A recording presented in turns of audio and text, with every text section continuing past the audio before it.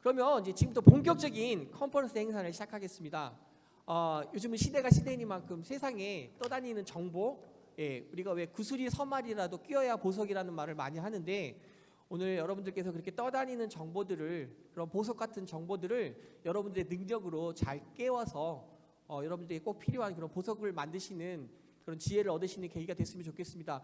근데 간혹 목걸이가 필요한 곳에 팔찌를 끼워갖고 갖고 가시거나 키링, 열쇠고리에만 필요한 능력들을 목걸이를 만들어서 하신다면 맞지 않겠죠. 그래서 적재적소에 어떤 방향으로 가시는지 오늘 많은 중요한 말씀들을 통해서 지혜를 얻어가시기를 진심으로 바라면서 첫 번째 강연자를 모시도록 하겠습니다.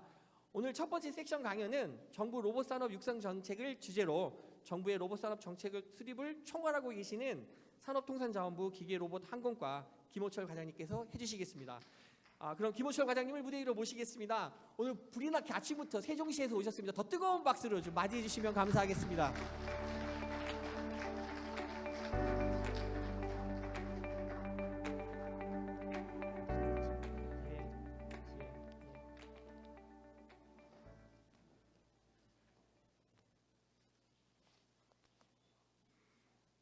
안녕하세요. 방금 소개받은 산업통상자원부 기계로봇 항공과장 김호철입니다. 먼저 굉장히 뜻깊은 자리에 그리고 굉장히 좋은 날 이렇게 초대를 해주셔서 무척 영광으로 생각을 하고 있고요. 이곳에 와가지고 인천에 와서 이렇게 훌륭하게 그 산학에서 굉장히 많은 노력을 기울이시는 많은 관계자분들을 뵙게 돼서 너무 반갑다는 말씀을 먼저 드리고 싶습니다. 오늘 준비해 주신 로봇랜드와 그리고 또 로봇 신문 또 인천시 다 감사 인사를 드리고요. 오늘은 사실은 이제 로봇 정책을 제가 이제 주문을 받은 거는 로봇 정책에 대해서 발표를 해달라는 주문을 받았습니다. 근데 이제 정책이라는 것은 사실은 이제 완전히 완성되기 전까지는 저희가 설명을 드리고 하지를 않기 때문에, 그래서 오늘 저희가 아직 마련 중에 있는 상태라서 미리 자료로는 배포를 해드리지 않았고요. 오늘은 저희가 어떤 방향으로 고민을 하고 있는지를 공유하는 자리로 삼을까 합니다. 그리고 많은 기업분들께서 관심을 가지실 만한 R&D와 관련해서는 여기 이제 우연수 PD님이 오셔서 저 바로 다음으로 좀 더 자세하게 설명을 드릴 걸로 생각이 되기 때문에 저는 전반적으로 산업통상자원부에서 바라보는 로봇 산업의 현 주소와 그리고 앞으로의 방향, 그런 거에 대해서 조금 말씀을 드리고자 합니다.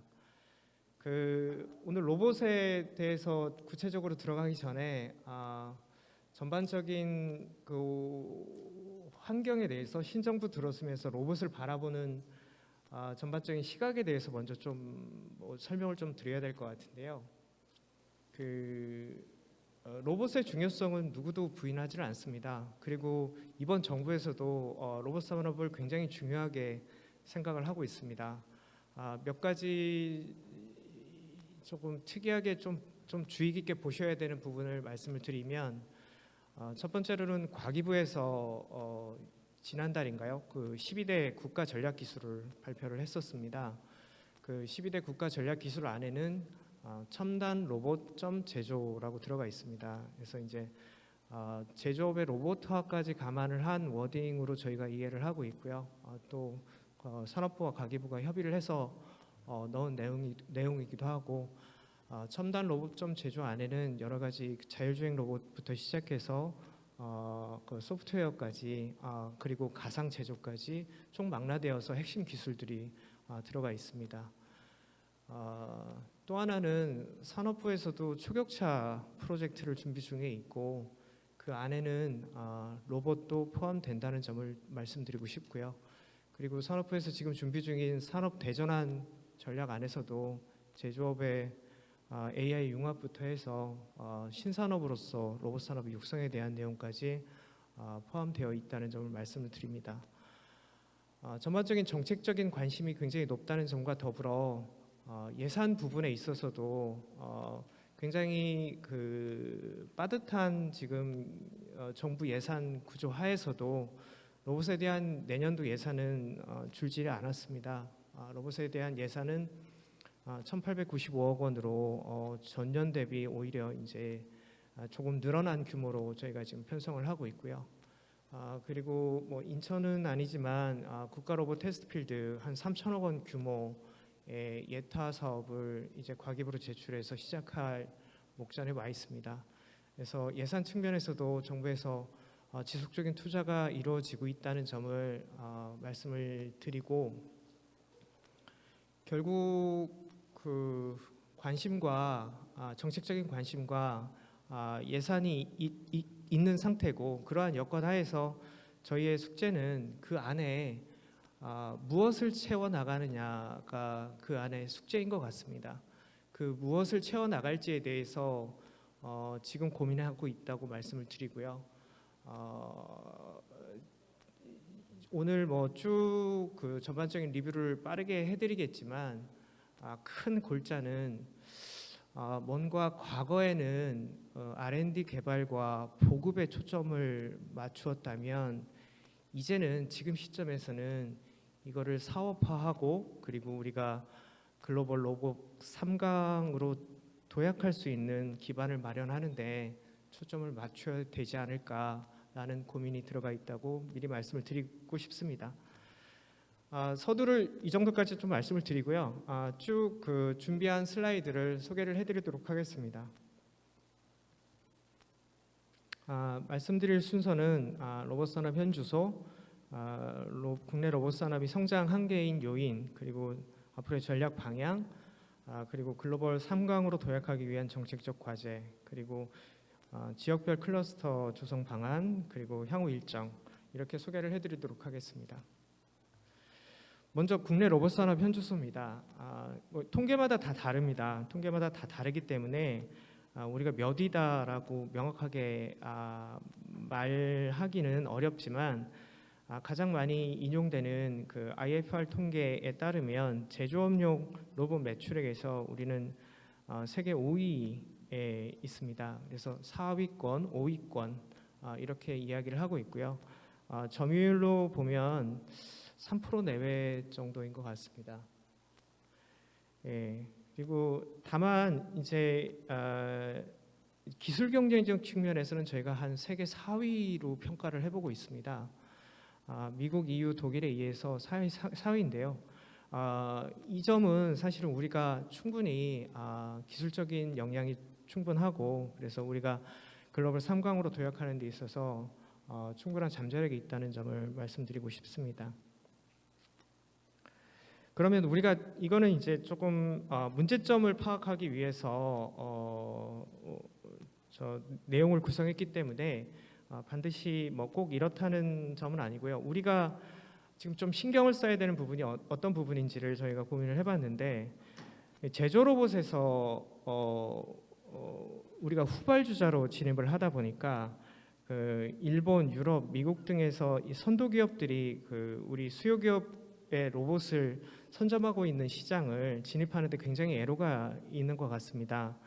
특히 뭐 우리나라 같은 경우에는 사실 뭐 삼성전자나 LG전자나 아니면 여러 가지 우리 제조업 글로벌 탑 티어인 제조 공장들이 많은데, 그 공장들에서 한 30년, 50년씩 거래하는 이제 로봇 업체가 있다 보니까 우리 그 현대 로보틱스나 두산 로보틱스나 시장을 뚫고 들어가기가 쉽지 않은 상황에 있습니다. 서비스 로봇 분야에서는 지금 이제 서빙 로봇이 시장이 가장 먼저 열리고 있죠. 예전에는 지금 청소 로봇이 지금 대부분의 시장을 차지하고 있지만, 지금 이제 서빙 로봇이 주목을 받고 있는데, 앞으로는 또 지금 배송 로봇도 많이 준비가 되고 있습니다만, 그 동안에 저희가 정책을 실증 보급으로 시장을 여는 역할들을 많이 해왔습니다. 근데 최근에 이제 그 언론을 통해서도 많이 지적돼 있듯이 중국산 로봇의 가격 경쟁력 도전이라는 측면이 굉장한 과제로 지금 놓여 있는 상태입니다. 그 로봇 부품이나 소프트웨어 측면을 한번 보시면 그 아까도 말씀드렸다시피 산업통상자원부에서 매년 한 2천억 원 정도의 예산을 투입을 해서 로봇 분야에 투입을 하면서 부품 소프트웨어 국산화도 같이 추진을 해오고 있습니다만 아직도 국산화율이 한 44% 수준에 머물고 있는 상태입니다. 특히 구동부, 로봇의 핵심이죠. 구동부의 감속기라든가 모터라든가 드라이버라든가 그런 부분에 있어서 좀 취약한 상태에 있고, 또 지금 가장 중요하게 여겨지는 소프트웨어 부분에 있어서도 여의치 않은 상황에 있습니다. 그러면 어떻게 할 것이냐가 고민인데요. 그러니까 문제점은 아까 말씀을 드렸고, 이게 그 로봇진흥원에서 한 전문가 100여 분을 모셔서 저희가 전략 네트워크를 운영을 합니다. 그래서 로봇을 활용한 미래상이 어떨지를 고민을 하고 검토를 하고, 그래서 미래에 어떠한 로봇이 유망한지를 저희가 정리를 해봤는데 한 5가지 분야로 정리를 해봤습니다. 제조 서비스, 물류 서비스, 공공 편의 서비스, 생활 서비스, 상업 서비스, 그 각각에서 어떠한 로봇들이 유망한지를 이제 제시를 하고 있는데요. 그거를 그 검토 결과를 토대로 해서 단기, 중기, 장기로 한번 배치를 해보았습니다. 지금 당장 내년, 내후년까지 어떠한 로봇이 가장 시장에서 많이 팔릴지, 그리고 만약에 이걸 25년, 26년 중기로 확장을 하면 과연 어떠한 분야가 있을지, 그리고 그걸 27년 이후 장기로 확정하면 어느 분야로 나아갈지를 좀 스펙트럼으로 좀 구성을 해보았습니다. 예를 들면 뭐 제조 분야에서는 지금 협동 로봇이 단기적으로 시장이 커지고 있는 상태지만 중기나 장기로 넘어가면 자유로운 공장에 쓰여지는 AI 융합 제조라든가 AI가 융합된 어떠한 로봇들이 산업 현장에서 역할을 할 것으로 생각이 됩니다. 이 전략 그 로봇 분야 로봇들을 가져다 놓고 한번 세 가지로 한번 그 전략을 한번 카테고리화 해봤습니다. 하나는 이 제일 윗단에 있는 제조 서비스와 관련된 이 로봇의 발전을 하나의 그 정책 전략 과제로 삼을 수 있지 않을까 생각이 들었습니다. 그 이유는 아까 제가 이제 제조 로봇에서 락인이라고 말씀을 드렸습니다. 제가 저도 이제 계속 그 산업 발전을 위해서 노력을 하다 보니까 시장에 진입하기가 미리 그 선도 국가들이 선점한 시장에 진입하기가 굉장히 어려웠습니다. 그리고 수요 기업한테 우리나라 로봇을 써보세요 이야기를 하기에는 기존에 있는 공장이 잘 가동되어 있는 공장을 어떠한 새로운 로봇을 쓰면서 여러 가지 그 리스크 요인을 감당하라는 이야기가 되기 때문에 쉽지 않았습니다. 하지만 지금 굉장히 중요한 시기에 와 있습니다. 지금 이제 전기차로 전환이 되면서 다른 새로운 공장이 들어서고 있고요. 새로운 공장에서는 그 우리가 이제 그걸 지능형 공장이라고 하기도 하고 자유로운 공장이라고 얘기하기도 하는데, 새로운 공장에서는 컨베이어 벨트 대신에 셀 방식의 생산이 이루어지고, 셀 방식에서는 인간과 로봇이 협업하는 구조로 되어 있습니다. 그걸 가장 잘 보여주는 공장이 현대차에서 현대차가 싱가포르에서 건설하고 있는 글로벌 혁신센터가 아닌가 싶습니다. 그러면 제조 분야에서 제조 분야의 로봇은 여러 가지 의미를 지닙니다. 그 제조 분야는 어쩔 수 없이 로보타이제이션이 진행될 수밖에 없고, 로보타이제이션이 진행되면 생산성이 늘어나기 때문에 모든 제조 기업이 로봇 도입을 고민할 수밖에 없습니다. 그럼 새롭게 도입되는 새로운 그 제조 공장에서는 적어도 미국이나 유럽이나 이런 그 로봇보다는 우리가 그 새롭게 건설되는 새로운 제조 공장에서의 로봇은 우리가 로봇을 들여 보낼 수 있도록 하는 게 맞지 않겠냐라는 고민을 하고 있습니다. 그게 하나의 전략 과제가 되지 않을까 생각을 하고 있고요. 두 번째는 밑에 이제 물류, 공공편의, 생활 서비스, 상업 서비스 이 이 하단을 보시면 기존에 없던 여러 가지 서비스 영역에서 로봇이 다양하게 활성화되고 있습니다. 이 얘기는 우리가 기존에 생각했던 한두 가지 영역에서 사업화를 고민하는 게 아니고 지금은 예상할 수 없는 이 모든 분야에 있어서 어떠한 신사업이 활성화될 수 있는 환경을 조성하는 게 이 서비스 로봇 분야에서 굉장히 핵심적인 사항이라고 생각해서 그게 두 번째 전략 과제라고 생각을 하고 있고요. 그리고 마지막에 장기적인 측면으로 이렇게 쭉 보시면 장기에 나열된 내용들을 보시면 공통점은 AI입니다. 그러면 로봇과 AI를 융합한 어떠한 핵심 부품과 소프트웨어를 개발하는 것은 세 번째 과제가 되지 않을까 싶어서 사실은 이제 우현수 PD님과 계속 이야기를 나누는 게 우리 그 로봇 핵심 R&D의 초점을 로봇과 AI 융합 쪽으로 가져가는 게 좋지 않겠는가를 같이 고민하고 있다는 점을 말씀을 드리고 싶습니다. 제가 지금 앞에서 말씀드린 바와 같이 목표를 세계 3위 로봇 강국 실현으로 목표를 잡고 그 세 가지 전략 과제에 대해서 고민하고 있다는 말씀을 드립니다. 이것과 관련해서 좀 하나 부연 설명을 드리면 두 번째 분야의 로봇 서비스 사업화는 단순히 이제 R&D 지원뿐이 아니고 규제 개선이 반드시 수반됩니다. 그래서 지금 로봇 산업 규제 혁신 로드맵 2.0 작업을 지금 막바지 단계에 있고요. 가급적이면 금년 중에 로봇 산업 규제 혁신 로드맵 2.0 발표를 준비 중에 있습니다.